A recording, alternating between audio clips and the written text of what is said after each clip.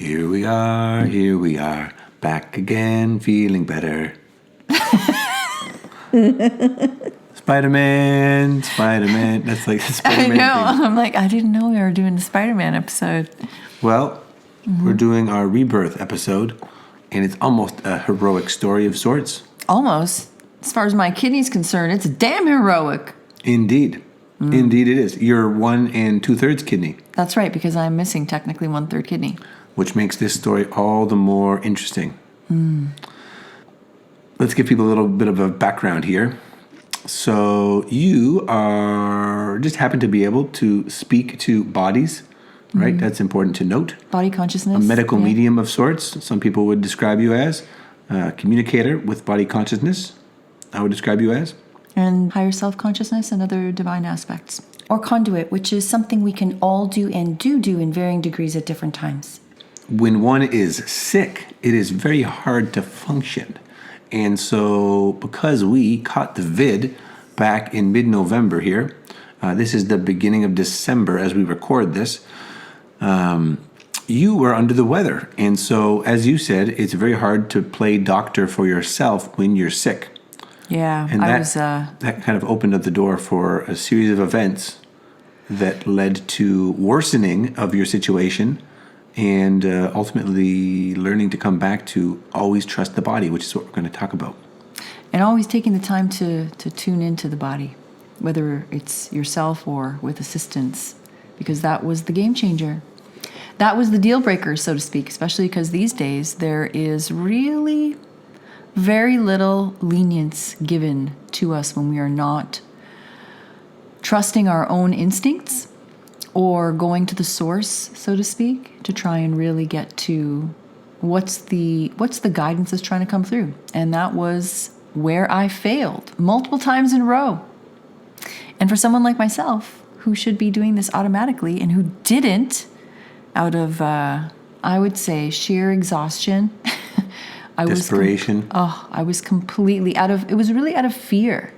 And I'll get into that after, but it's out of fear and out of absolute exhaustion that I didn't. And so I turned to others to try and get guidance when all along my body was actually speaking to me and giving me the information I needed, and I just wasn't listening and was too tired to go through the exercise of actually sitting down and doing a discovery. And so it really bit me in the butt in such a bad way.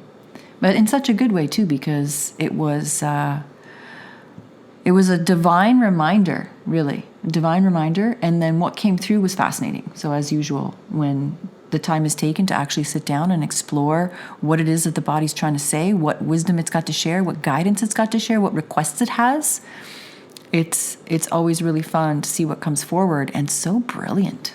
Mm-hmm. Yeah. And so to give a bit of the timeline and sort of how this story unfolded, without going into too much detail, because I'm sure we've all heard many COVID experiences, and ours was pretty typical from what it sounds like in terms of symptoms. I came down with it first because I went to a gathering that was the initiation point, the spreading point where a number of us got sick. So it was incubating in my body first, and then it started in yours. So I was sick, I was down, I was just really tired, fevery, sore throat, achy, all the basic things. And then mine was very different. Yours was a bit different. It came on, I guess, about 4 days after I was down, which was lucky because you were able to make some soup and do some cooking while I was under the weather. And then we switched roles there. But yours was different, and yours was intensely body pain and like migraine and just really, really intense nausea. It was very different. So before I got to feeling too bad, I did tune in and ask my body, is this the vid? Is this what I've got? And because my symptoms were so different from yours was very much like kind of in the head, in the chest, congestion. Yeah, like a heavy respiration. Head cold. Yeah. And then mine was none of that, really. It was all just about body aches and then headache, which then led into fever, but that was something else that was coming through. And when I did tune in about it, it was and I got this over and over again from the body as well as from my own divine aspects and higher self was it was an energetic aspect of COVID. So this sometimes happens for us where we may have symptoms of something, so symptoms of a particular virus or cold, but what we're actually doing is the body is choosing to take on certain codes from that virus or whatever that maybe is that is contagious, because it wants those, because it wants to develop, maybe it's some of the immune response down the road or whatever it is, but there's something that the body wants, and that's what mine did. So my body was choosing to take certain aspects of that virus, but not in the typical way where it's contracted physically. We actually can contract a lot of things and do often energetically. So that's what mine did. So it was taking on an energetic aspect of the vid from you, and it unfolded very differently, like I said. So yours was one way, mine expressed in a different way. And that's how it began. So we thought that it was going to be, and it seemed like it was going to be pretty short-lived. Like I had one day where I was starting to feel a little bit tired, and then the second day I was feeling more tired, and then it wasn't until the third day that I had these really annoying body aches that were so deep. Like it felt like my fascia everywhere. Like the pattern in which the discomfort was presenting was just like perfectly in line with the fascia lines through the body. And so it was expressing as deep, uncomfortable, and sometimes painful, quite painful body aches. And then it developed into a headache, which felt very much like a migraine. Even though I don't get a lot of those, that's what it felt like. And that's when things got interesting. Yeah, so I think it was around that time that I was actually feeling good enough to go out and get some things.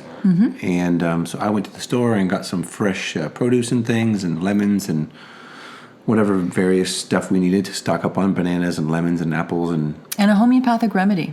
A homeopathic remedy. Yeah, I picked up one of those. Because I have a very, very wonderful, beloved family member who is a trusted and really brilliant homeopath. And I explained what I was feeling, and oddly enough, she said she had very similar symptoms that I did. So she was able to kind of give me something that would be able to support with the body aches and probably with the headache. So you went to get that as well. Yeah, so I went to get that and then came back, and I think it was around that time that I also picked up a few supplements. And one was a formula that had zinc in it, which I was looking for because we didn't actually have any zinc at home.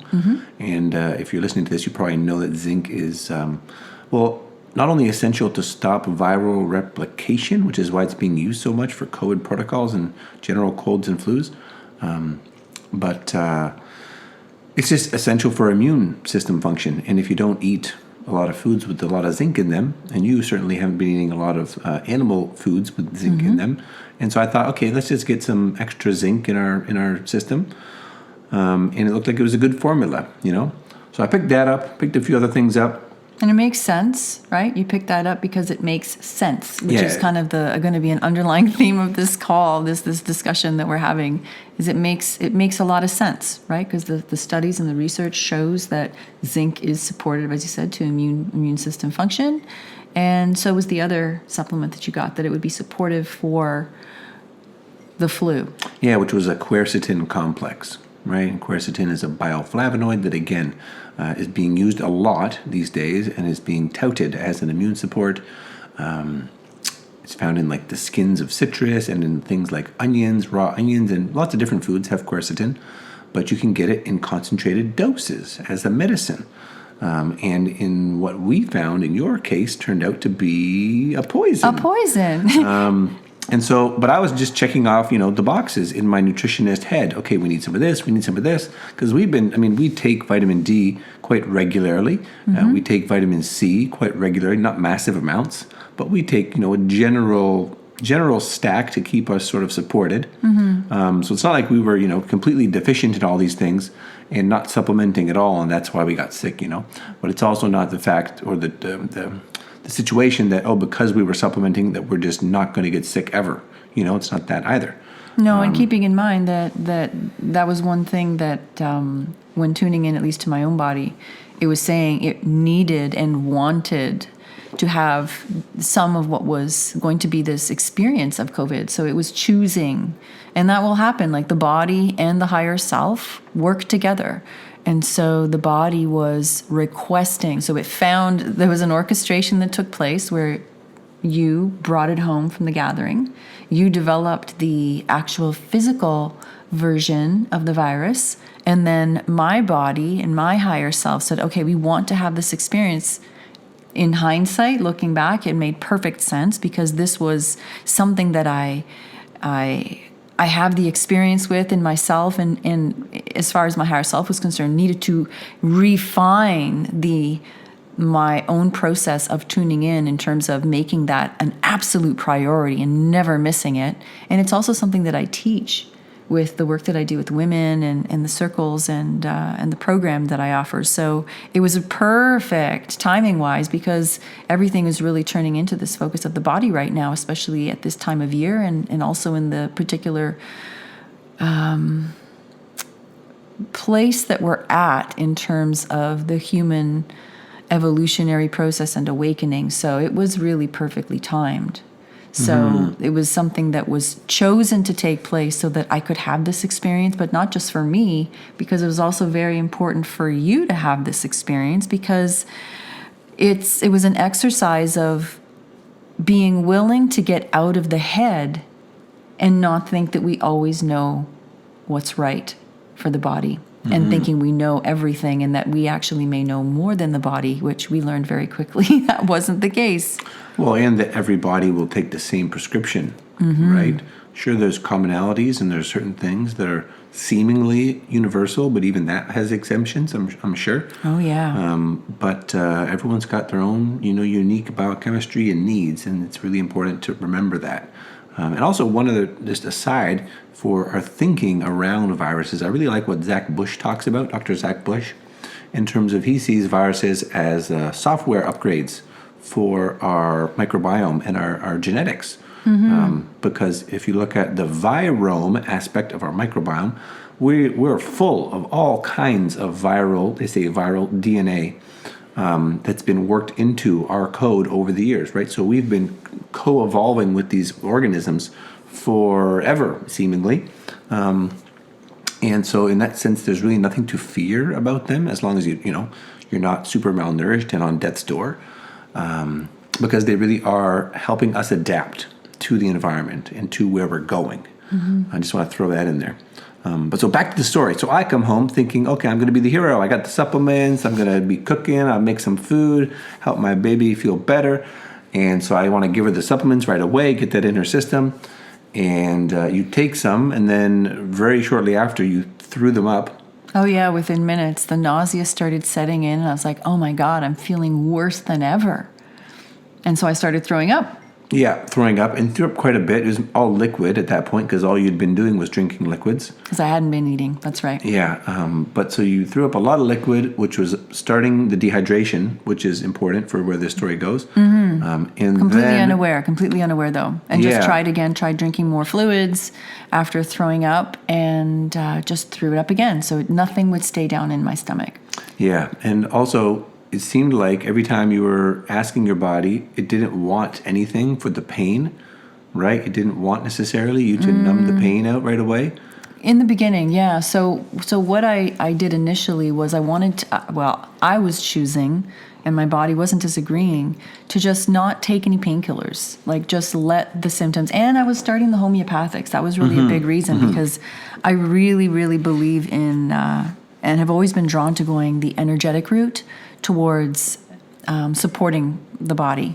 And so homeopathics is right up that alley. And so if you're going to be taking the homeopathics to support pain relief, then you want to allow the homeopathics to do what it's going to do before you start to numb the pain, so that you can kind of see, is the remedy working? And so I was leaving that as long as I could.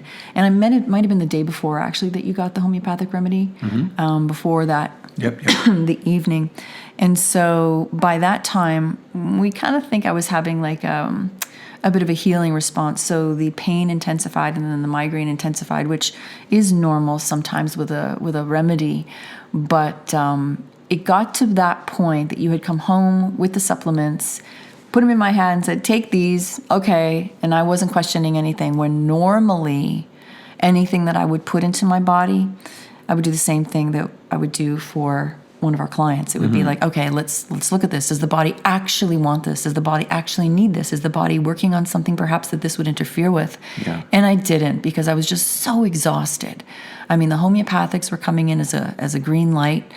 That was something the body was interested in doing, said it would support. And again, this is all, my ability to tune in was decreasing as the pain and fever and just everything in the body was becoming more and more compromised. So by the time it came to the throwing up of the supplements, the pain in my body in terms of the aches was intense, very distracting. But then the moment that a headache sets in, it gets to be really challenging, because that's kind of where the center of the communication throughout the body when I'm having a conversation takes place. So by that time, the throwing up amplified the headache, and then I was starting to get desperate. I had asked my body moments earlier, does it want anything for pain? And it said, sure, take aspirin. And we had aspirin, and I was about to take the aspirin, and then I remember you saying the words, are you sure you want to take that? Because you bought the Advil liquid gel because it's a migraine formula, because it's meant for that. Are you sure you want to take the aspirin? Because this is the one that's supposed to work. Yeah, it's supposed to be stronger, more effective. And made for migraines, which was the most uncomfortable part, I suppose, at that time. And out of sheer desperation and fear, really, is what it was. Out of fear that I would go through the night, because it was late by that point and we had to go to bed. I was exhausted. And you already had like 2 nights of not sleeping. Yeah, exactly. That's right. So by the third night, I'm like, I can't do this. I can't go through a night of not sleeping and being in such discomfort. And so, because normally you take a painkiller, you have to wait several hours or at least an hour or more to see if it's going to work. And I couldn't go through, at that point, I was like, I can't do this. So I said, okay, fine. So I went against what my body was asking for. I went against what the initial instinct was and guidance was, and popped 2 of the liquid gels, not just one. It's also, if you ever look at the ingredients on these things, it's like there's all kind of junk in there, and artificial coloring and just all kind of junk. At least aspirin, it's a pharmaceutical, but it's very close to a natural remedy, and there's not that much crap in there with it, not a lot of excipients. So very easy on the body in most cases. But so you took the stronger stuff, which is also the more junky stuff. And I think then you went in a hot bath, probably at that point. You were in and out of the hot bath for a couple days there, trying to get relief in the hot bath. It was before. I think it was before, because I think shortly after that I just went to bed. Okay. But what we didn't realize, and I totally had forgotten, because it was just a series of really quick events. Okay, the pain's getting intense. It's getting intense. Okay, supplements. Okay, throw up. Okay, migraine's worse. Okay, what am I going to take? Okay, we got to go to bed. Pop the Advil. And had no idea, because I couldn't keep any liquid down, really didn't register at how dehydrated I was. So we went to bed straight after. I was being very careful about what I was drinking, because I didn't want to throw up anything else. I wanted to keep the liquid gel in my system to try and get that relief. And then the next day, I woke up, and it was the weirdest feeling. It's almost like I could still feel the migraine, but the migraine was in the background, because in my head, it felt like someone had poured glue. Like a liquid, like a glue in my head that was just like numbing this pain. That was the first thing I noticed. I was like, oh my God, what have I done? And then as soon as I stood up, the next thing I noticed was my kidney was aching. And it's the one that if I'm ever going to feel anything in my kidneys, it's going to be the one that I had an operation on when I was 1.5. So the top third of that kidney has been removed. So it's generally going to be more sensitive. But the thing is, I have not felt any discomfort, any sensitivity with that kidney since I was a kid. The only time I would ever really feel anything is from like drinking hard liquor, as a young person just experimenting. I had drunk hard liquor on several occasions, and I noticed the next day that my kidney would ache. So it's kind of like, that's how I learned. It's like, okay, my body doesn't like that. And so that morning I woke up, and not only did my head feel like someone poured like Elmer's glue in there, but my kidney was aching. And so I was like, oh my God, what have I done to my my kidney. Yeah, right. So dehydration combined with the painkiller really seemed like it pushed things beyond. It pushed into a more damaging place. Yeah, so I injured, to some degree, I injured that kidney temporarily, maybe just moderately, but it was affected. Yeah. So that was a state. And then continuing on from here, I continued to give you the supplements, multiple times a day. Yeah, because Continue to get your doses. that was, that kind of to you made sense. Yeah, keep Okay, your pushing immune through this system's thing. down. You have the vid, so take these supplements, take the quercetin, take the what was it? I guess it was technically a prostate formula that had the high zinc. Yeah, which is funny to give to a woman, right? But it had the right ingredients that you were it looking had for. saw palmetto, which you'd taken before for hormonal support and effective. And it had some tomato extract, some pumpkin seed oil, which is good for both sexes, and 15 milligrams of zinc. So seemingly quite, harmless. Also, we're taking vitamin D, you're taking vitamin C, you're taking some selenium, taking some vitamin K2. And then after, what was really interesting is that what kept happening was, and I was taking the homeopathic remedies, and they amazingly, given what my body was actually going through, it was quite incredible at how much relief they were bringing. And so I would take the remedy that my loved one had prescribed, and they were working beautifully. Except what would happen is at the end of the day, a fever would return. So I couldn't shake this fever. And so at first I thought on day one that the fever was part of the flu symptom and that was just lingering. Saying, okay, fine. And at this point I wasn't taking any more. I was taking no more painkillers, nothing to reduce the fever because I didn't want to go there. Needed to give my kidney a break, as my liver as well, I'm sure. And so this went on for 3 days, and I continued to take the supplements that you were giving me. Every day I would take them. And then on day 3, I'm like, this feels like I'm taking so many supplements. Like, I started to really question, because now the fever was starting to break a little bit. I had enough time during day 3 where I wasn't in fever, so I was sort of thinking more clearly and actually tuning in and getting the signal from my body where it was like, the supplements, you have to look at what you're taking. And so it was coming through to me as I'm taking so many things. I really don't feel like this is helping me. But again, I still hadn't tuned in. And so it wasn't until I think the 4th day. Well, what had happened was actually at the end of day 3, we had driven into town. I just needed a change of scenery. And I didn't have a fever at that time because it was kind of coming and going throughout the day.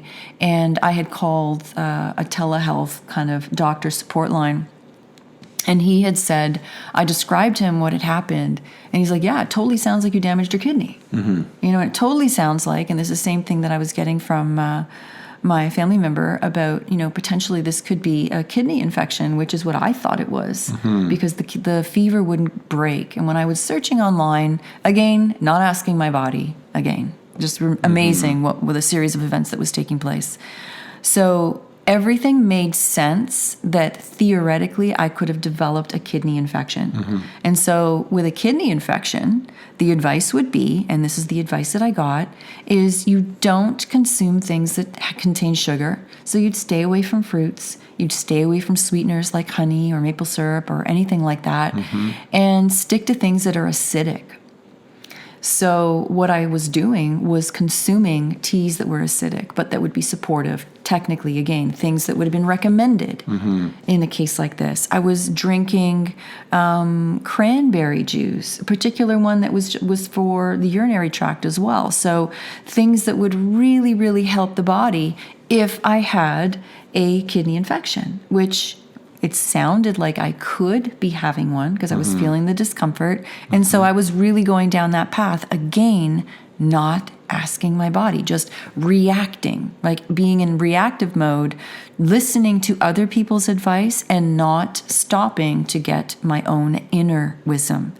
So it was really interesting. What ended up happening was I burned my throat from drinking so much acidic liquid, then spoke to the doctor on the telehealth line who said, yeah, it totally sounds like you damaged your kidney. You may have a kidney infection, in which case you got to go to the hospital.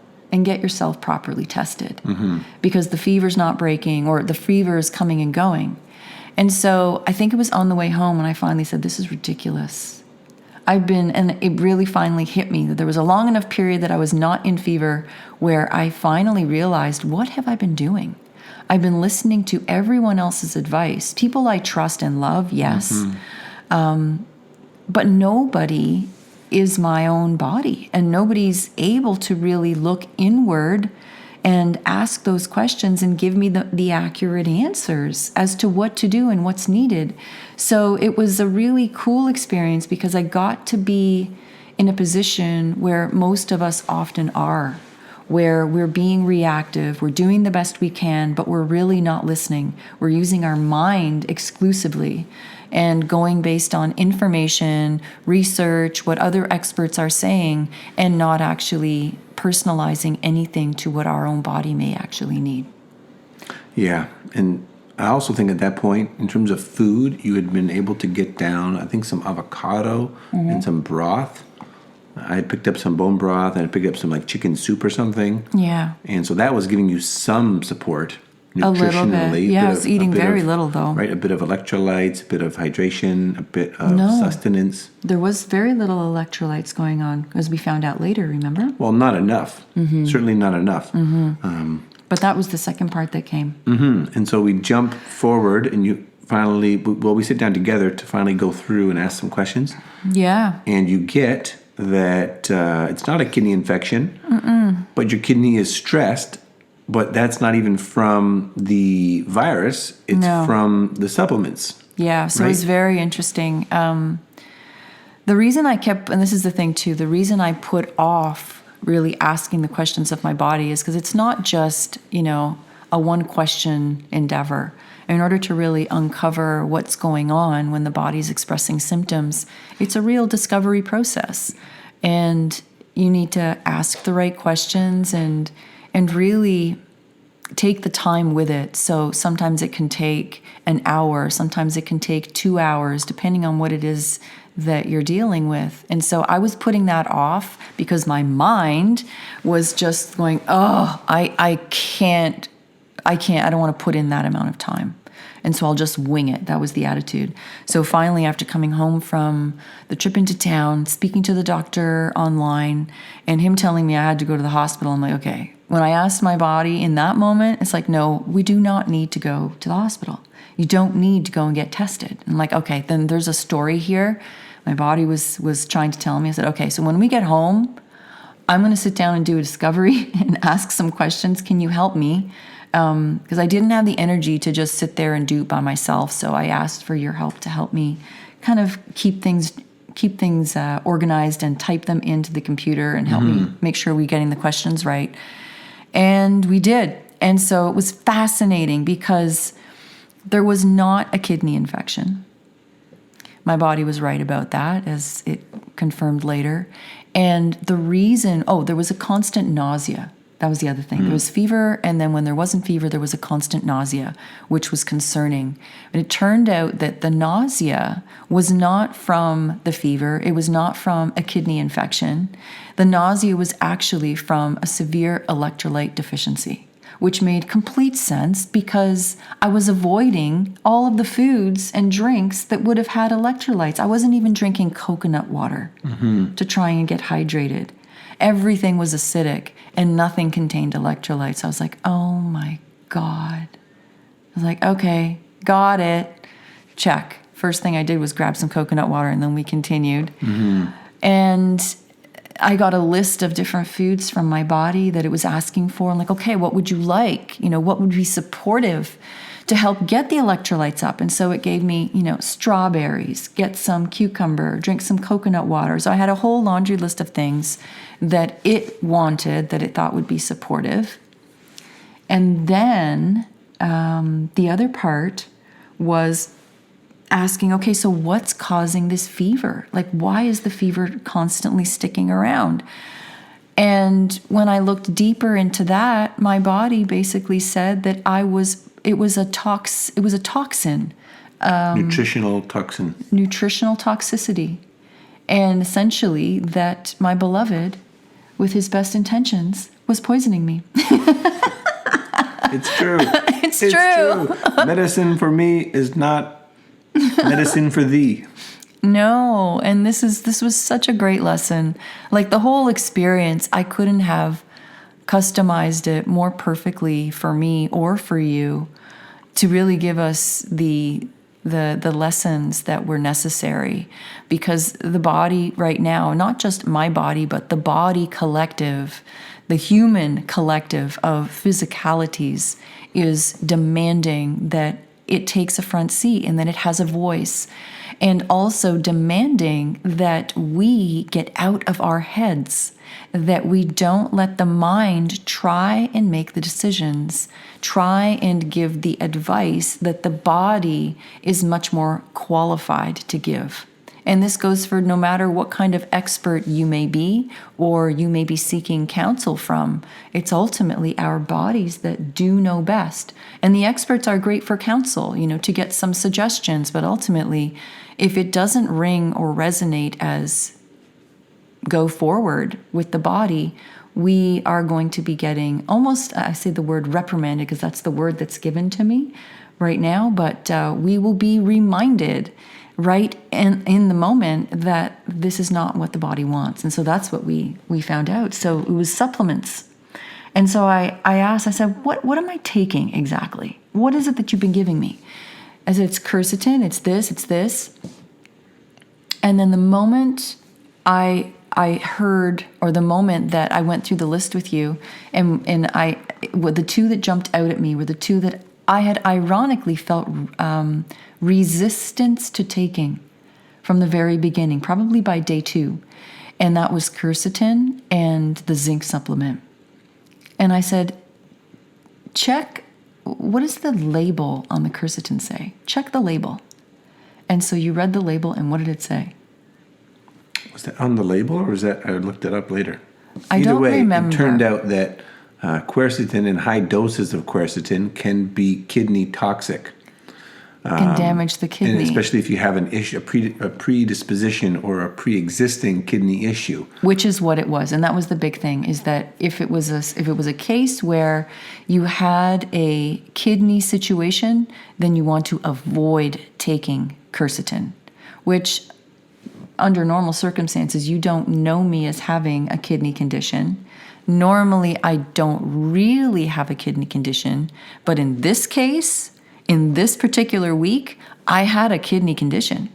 And so it was like the worst thing that I could have, one of the worst things I could have given my body, because it was already struggling.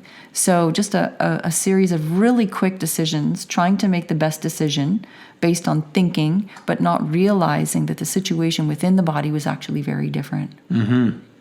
And so that... And the zinc supplement as well had something else in it that, had we actually asked the body about it ahead of time, it would have said no. And that's why I was getting that feeling. But again, in haste and in laziness in the moment, didn't attend to that inner sort of nudge that was like, hey, this quercetin and this other thing, don't want it.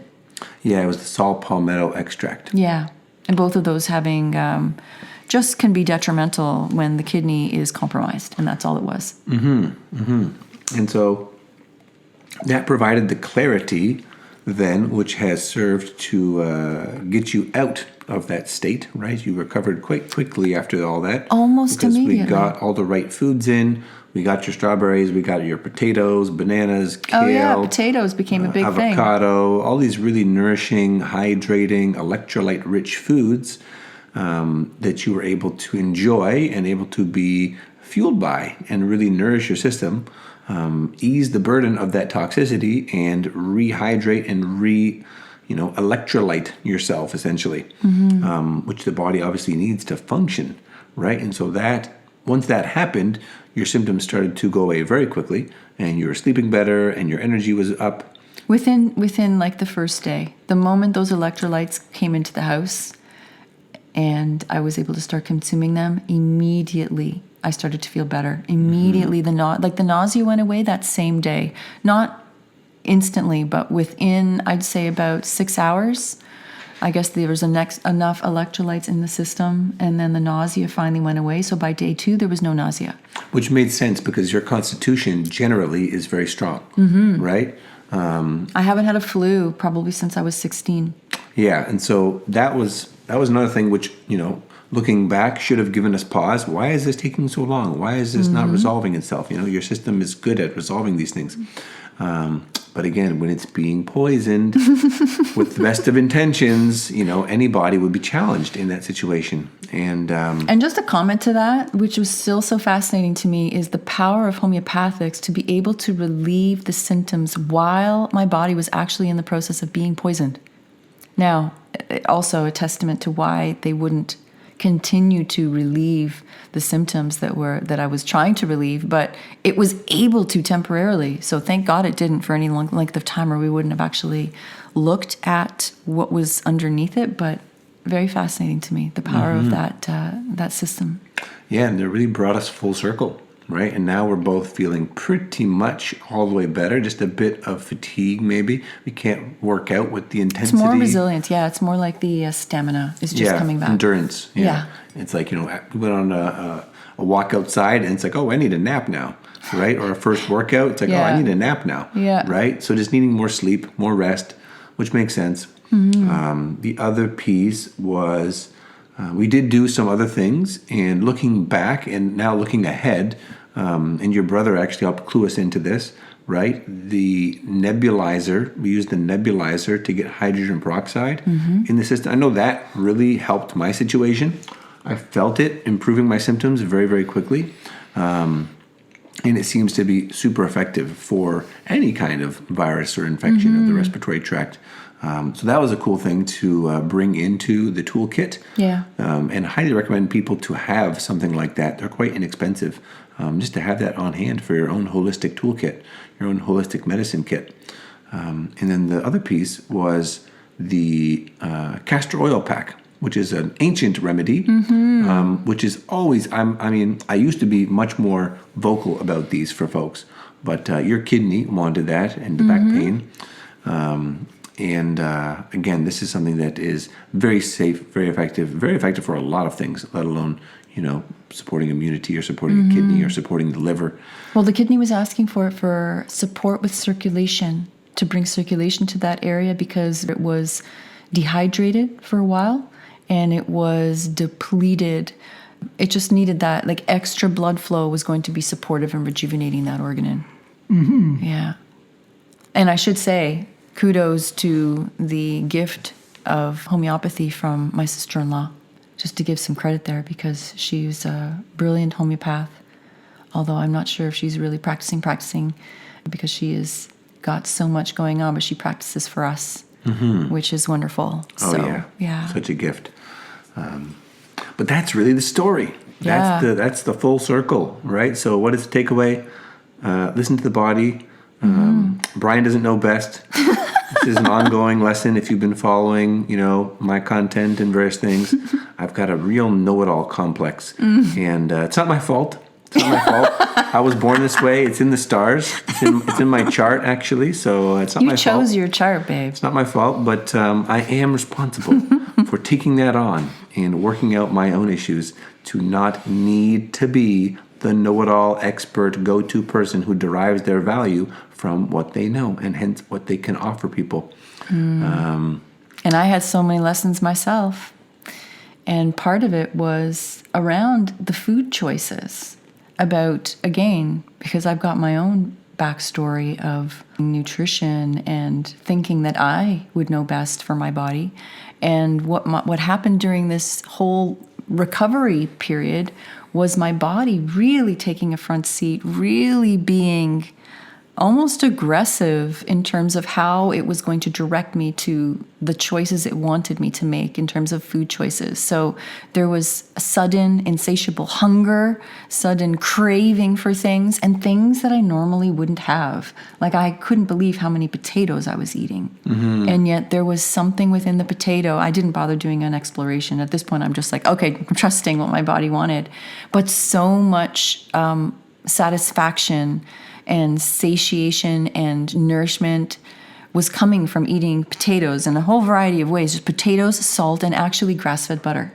When normally I would be questioning, why am I eating the butter?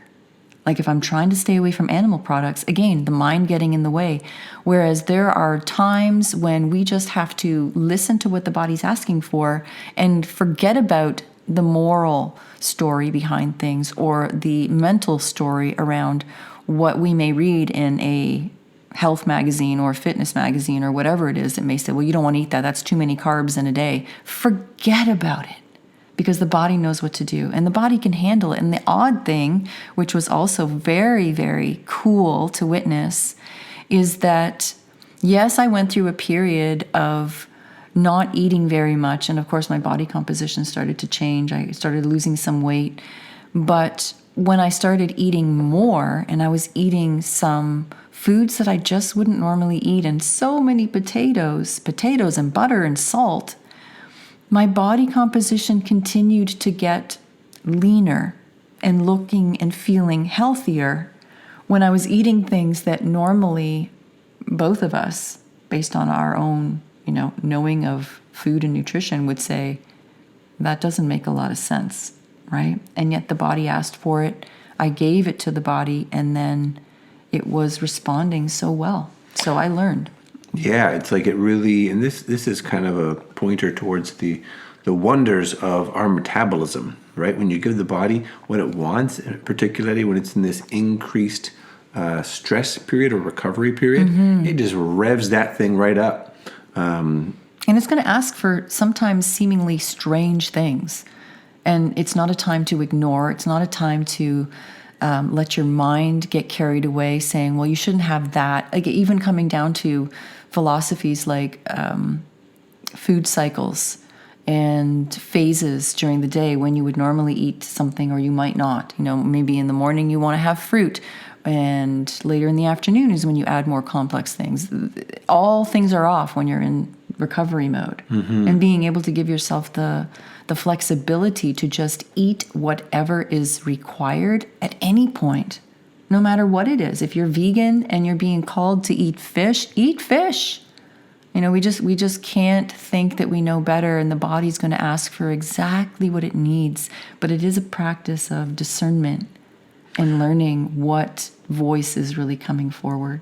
And with that surrender, right, to trust the process. And that was another really key piece for me throughout all this was to be okay, just basically, barely functioning for about 10 days because my energy was just not there. I could do a little bit of correspondence, communication, a little bit of work, but not able to function in that way. And it was for someone like myself, for someone like both of us, who we can get quite, wrapped up in our work and enjoying our work, but very engaged. And that was another time of just being forced, in a sense, to slow down, to sleep a lot, to watch more movies and more, shows and things than we've probably watched in the last 3 years. And even that was a bit tiring, but it was the biggest thing we could do was that. Yeah, but again, it was what? I wanted to share it. Then what came from that too, and the very tail end of when we didn't have the energy to really do anything and having to kind of surrender to just being tired and needing to rest more, there was a couple of days where we had a little bit of energy, but it wasn't enough to dive into work. It wasn't enough to put our mental focus towards correspondence, but we could putter around and do little chores around the house, which that was a really cool experience because I know for myself that I often will not give myself the time to take care of little chores, like things that are not totally necessary. They don't have to do with cleaning per se, but they're just like fixing things or assemble this or just finishing off little projects. And so on that day, I remember just saying to myself, and then we both got into the flow of just doing these odd little tasks. So we were walking around the house, and that was actually quite a bit of exercise, just walking back and forth at that stage of our recovery. Yeah.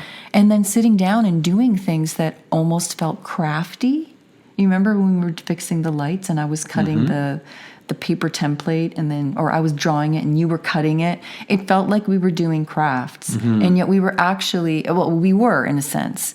But what came of that was like such a powerful lesson in just taking the time to sit down and do things that are seemingly not important, because that's what the mind was saying, is like, this stuff is so not as important as sending some emails, checking into this or that or the other thing. And yet when we gave ourselves permission to just sit down and do them, we felt so much more at ease. And it was fun. Which is part of the process of recovering, of feeling better, right? Totally. And I think that really speaks to sort of the modern condition for a lot of folks. We're so technologically and digitally oriented that doing stuff with your hands, building something, fixing something, doing a craft, whatever it is, where you're completely 100% focused, present, and not jumping around, Not thinking. Well, You're exactly. just focused on the task at hand or in hand. Yeah, which like in the summertime, like gardening is probably the biggest one that we get, because we're doing it regularly and we kind of have to, because the gardens grow a lot. And that was the other thing, actually, was pruning the tower. It took 2 days. You get a But- whole upgrade. We totally did. I pruned it for 2 days, and then you took the plants out and Washed them, Yeah. cleaned them. It's just that kind of activity that takes you away from thinking about other things and just focused on these living things in the house that do need attention. And it was so rewarding because it's like the plants were celebrating with us as well. Like they just looked better. The whole tower system was better. We felt better because we got this task done. Yeah. And it was just like giving ourselves permission to do these things outside of the work that felt pressing to the mind. But we just really couldn't do it. Yeah, so I think that's about all we needed to cover here.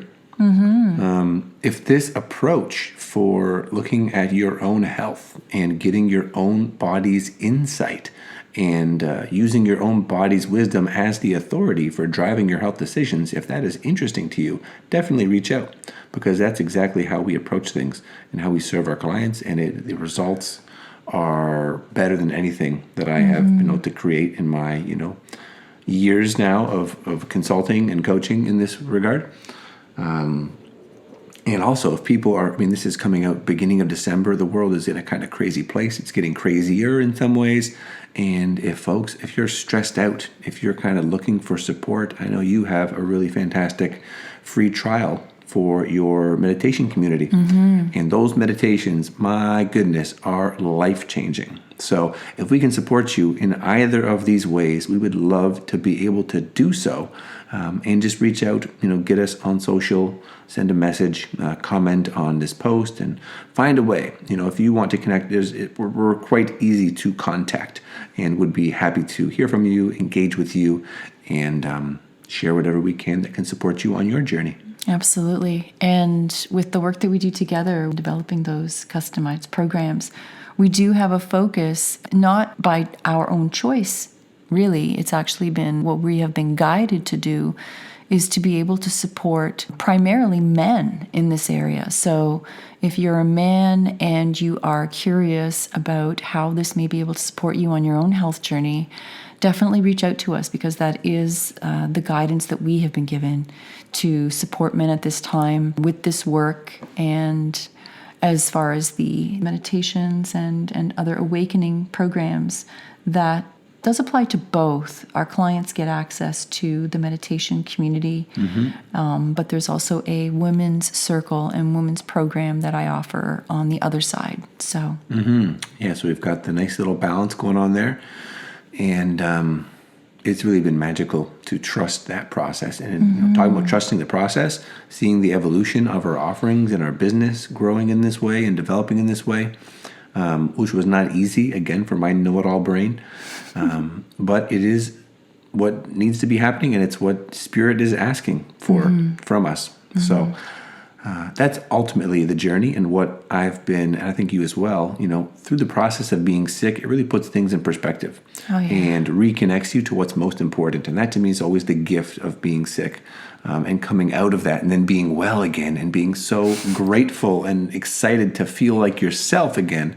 As you mentioned before, from a energetic perspective, the upgrades that do take place within the body in terms of the codes that are then activated and the consciousness shifts that take place as you're in that place of low and contemplation and recognizing synchronicities that take place. So yeah, it was a very, very, very cool experience. I wouldn't change that for anything. What a gift. No, and now we're looking forward to the end of the year and the beginning of 2022. It's going to be a wild ride, I'm sure. It's going to be ups and downs and all rounds. But I'm excited. Yeah. And feeling like it's all happening perfectly, and it always is. So if this helped you to remember that, maybe you can breathe into that it is happening perfectly for you in this moment. There's no mistakes. There's no accidents. Hopefully you've taken something away from this in terms of listening to the body more. And if it's not something that you normally do already, we'd encourage you to just pay attention to the things that your body may be asking for when it comes to even the simplest things like what to have first thing in the morning, what to have as your first drink. Don't go by what you think you should have. Step away from the typical, oh, I always have this, or this is what they say you should have, and just actually maybe tune into your own body and see what you can discover yourself, because your body's got some great suggestions and the best things that you could be listening to as some ideas. So yeah, if there's one thing we can maybe offer is to take that with you as well.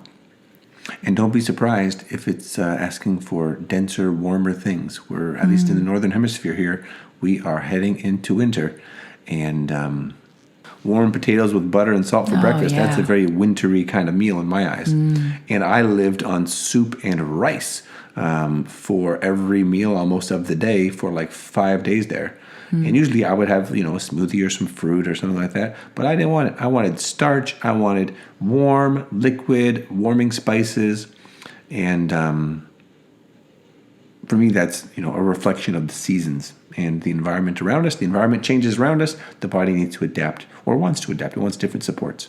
Well, what's interesting, just because you mentioned that the spices, that there was a period while you were having all of those spices that my body did not want any of it. Remember that? I couldn't, it just was not interested. It wanted strawberry and cucumber and banana in a, what Simple. I call it, very much wet, actually slightly cool and sweet, and with some protein powder, but just like not spicy at all. So again, listen to what your own body instincts are and not the mental voice, not the voice of what you think you should have, even if it is something like seasonal eating. It all goes out the window when your body is asking for something that it needs. And we just need to learn to listen more. And you were definitely listening because your body was asking for that. Yeah, and that's, my constitution tends to be colder and in need of a bit more support there, whereas you don't need spice. You don't gravitate towards spice. Anywho, this has probably been way more than you expected to get. If you made it this far, congratulations. This has been quite the marathon.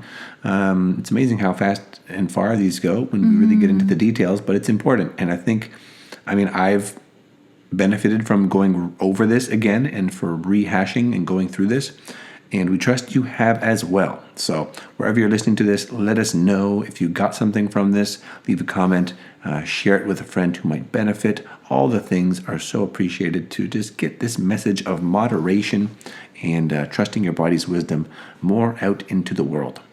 Yeah, and if you have any questions at all, please feel free to reach out to us. We are here. And definitely drop a comment. Love to know what you think about this. If you disagree, if you've had experiences where your body has asked for something, you didn't listen, did you feel the repercussions? What's the journey been like for you? And hope you get few gold nuggets from this, hopefully. That is it. That is all. Be well. Have a great day, good evening, good night, whatever it is when you're listening to this.